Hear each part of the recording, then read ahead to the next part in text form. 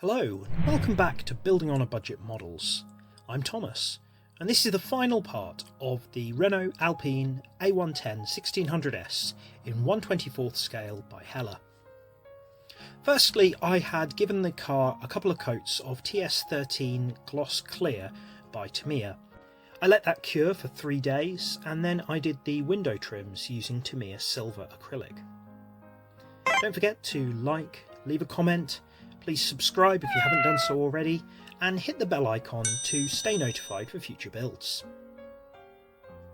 I found doing this freehand was okay in most places, had a cotton bud at hand to wipe away any mistakes.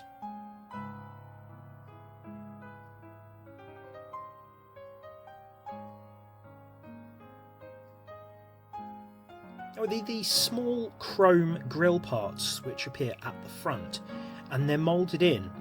So what I chose to do was to first paint the sort of bars. There's two horizontal bars on either side in the same silver that I used for the window trim. I'll come back to that later. There was then a bonnet clip which I did in semi-gloss black, and these two hinges at the front. The kit wanted them to be done in chrome, but when I'd looked at pictures of the real car, I'd noticed that the rally car had them done in semi-gloss black instead. There are a few features like that on the car which I think they'd made changes, perhaps to make the rally car lighter. Small dot of silver paint went here, and also on the keyhole for the fuel cap on the right hand side of the car. Finally, a little bit of gloss red went on the electricity shut-off button on the front. I used some black marker on the boot lid to cover up where there would be heat protection. And then there were a couple of fans which went into the rear of the car. Glue these two together like this, one of them in semi-gloss black, the other part in the same colour as the body, and then fit them into place. Super glue gel is useful here to make sure that the fit is as tight as possible. Now, the engine cover fits really nicely onto the back, and then the two hinges are in the rubber sprue. They fit very nicely into the holes on either side, and the kit asks you to use heat to kind of melt them into place. However, I chose instead to use a little bit of super glue on the end of a cocktail stick, did that underneath, and it held it really nicely. There is a sun strip here which goes at the top of the front windscreen.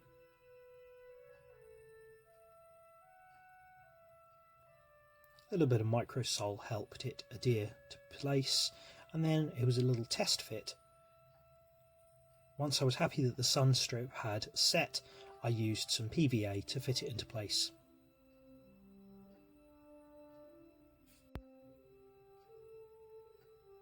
I also used some marker pen to go around the edge of the window to simulate the rubber trim that would have also been present.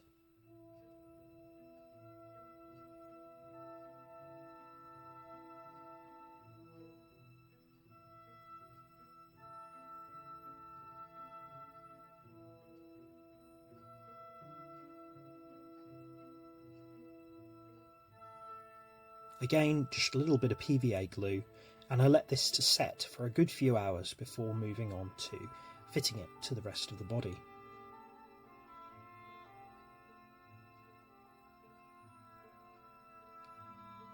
There are a few decals that go on the window. I think these are to do with the speed limits or the events or classes. Now, the rearview mirror is on the clear sprue, so firstly I did the back in silver, and then I painted the rest in semi-gloss black. The roll cage wanted to be done in black, but I decided that it would blend in with the rest of the car, so I chose to do it in silver instead. Then used some super glue. There are some points to quite easily help you position it.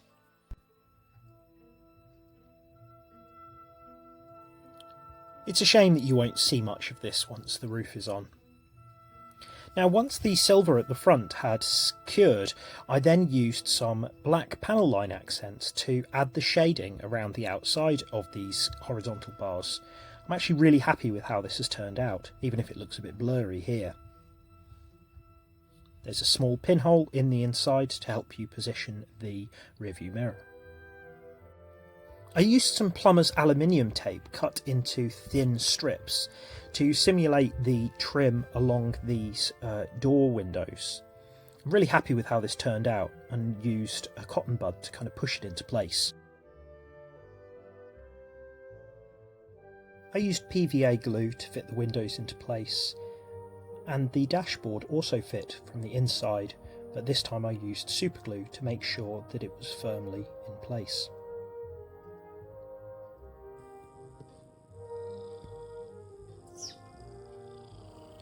There was a spare decal which didn't have any instructions for it where to go, so I put it into the inside of the car, decided it looks a bit like pace notes. Now I wasn't happy with the windscreen wipers that came with the kit, as I thought they were too fat, so I found these ones in an old mini kit that I had that I wasn't going to use, so I painted them black and they fit really well.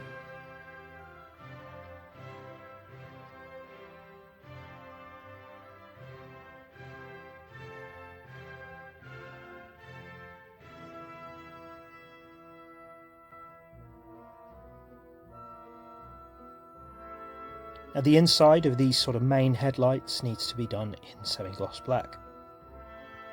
I think this was to stop the beam from reflecting off the metallic paint and into the wrong direction.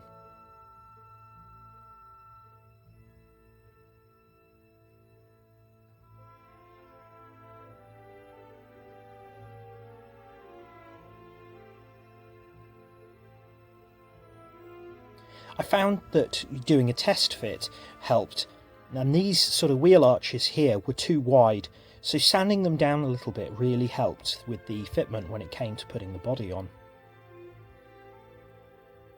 Started from the back and sort of tried to use things such as tweezers to sort of prise the body around the chassis. This is probably one of the most difficult parts of putting this car together, unfortunately. I think just because there are so many things inside it. Might have been easier actually if the dashboard had been fitted to the bottom of the car instead of to the top. Once it was all in together, I then used some super glue around the front and also glued in this, which is for the front number plate. The front bumper has these strange protrusions which the real car has as well. These are in place so that the bumpers are fit into the right place. A little bit of super glue and these went on well. They were also useful to keep the top and bottom of the car together.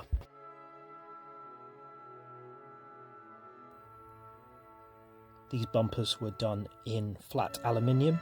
I looked at the real car and the rally version didn't use chrome on parts like this.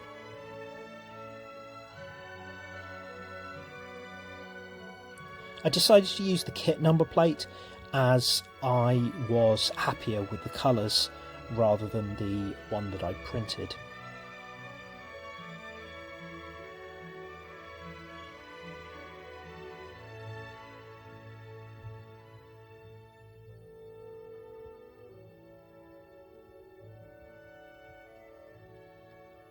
Some more parts of the bumper went on next.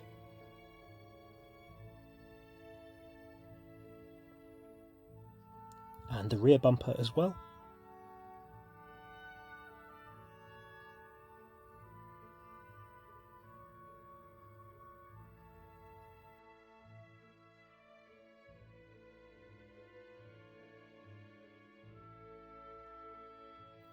It was then time to do the signature headlights. This car's quite famous for having so many at the front. I'd done these in silver, and then the outside of them was done in semi-gloss black, and then I added a little bit of Molotow chrome to the centre. I then used a little bit of PVA glue in the middle and attached the headlight lens.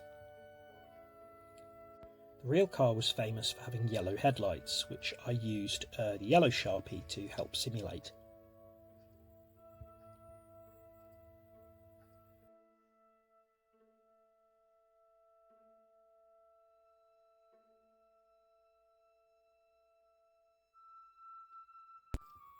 The cotton bud was really useful here to gently push the headlight lenses into place and rotate them if needed.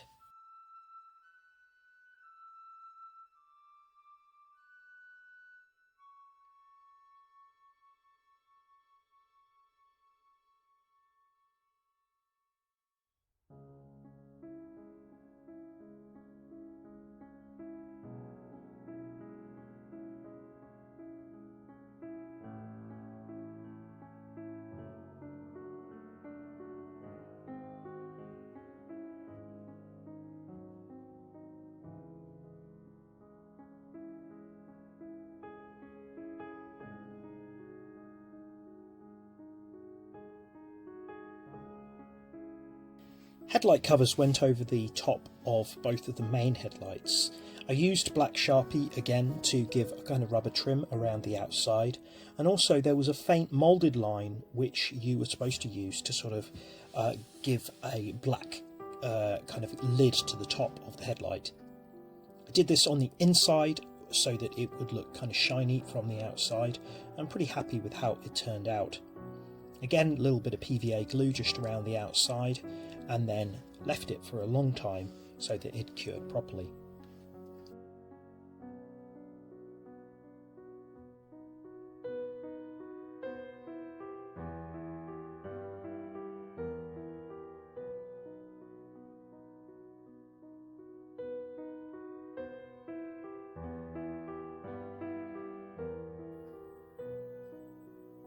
The exhaust pipe glues together from two parts. It had been done in silver already. Need to line it up properly so that you can see the opening of the two exhaust pipe tubes. I found I didn't need to do any panel line accent here as it naturally had a dark shadow on the inside. Then used some super glue to fit it into place.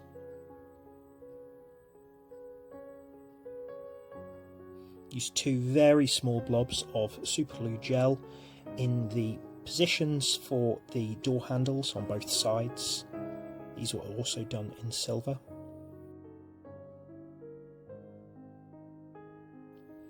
The wing mirror, which is only on the driver's side, has a very small clear lens which goes into the centre, and just like the door handles has a small positioning point. I painted the back of the front indicators in silver and then the front in orange Sharpie to give them a sort of reflectivity. Bit of PVA and they were happily in place.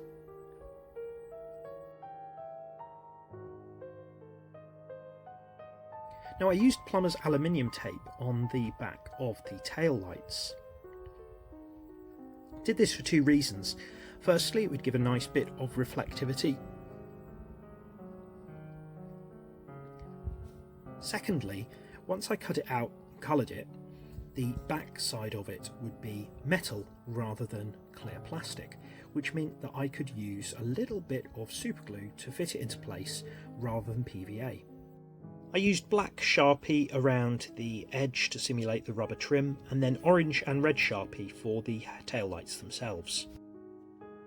There's a guideline to show you where the taillights need to go, just a small blob of super glue gel, and then they were happily in place. The fog lights at the front had a small recess in the middle of them, so I decided to use these small round gems to simulate a bulb on the centre of them. Little fine tweezers helped here a little bit, and put them into place, and then once I was happy with the positioning, I used the yellow Sharpie again, as on the fog lights it was just the bulb which was yellow rather than the lenses themselves. This is a really nice little hack, especially if your headlights don't have any bulbs moulded into the shaping of them. There were some very small tyre decals to go on, and the rear mudguards, which I forgot to record, but there we are, it's finished. Pretty happy with how this has turned out, especially as it's a really old kit. I can highly recommend the Tamiya paints for this job, as I think it really gives a realistic looking finish.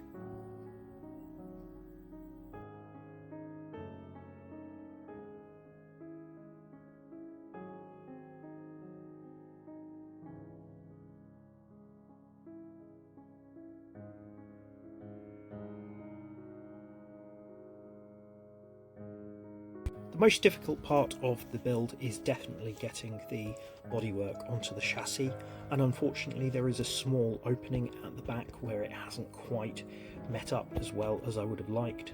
That meant fitting the mudguards was a little bit of a challenge as well, but all in all these are very small features, and looking at it here you can't really see those, so I'm pretty happy. Please let me know what you think in the comments. If you've built this or the Tamiya version, please give me a bit of a comparison.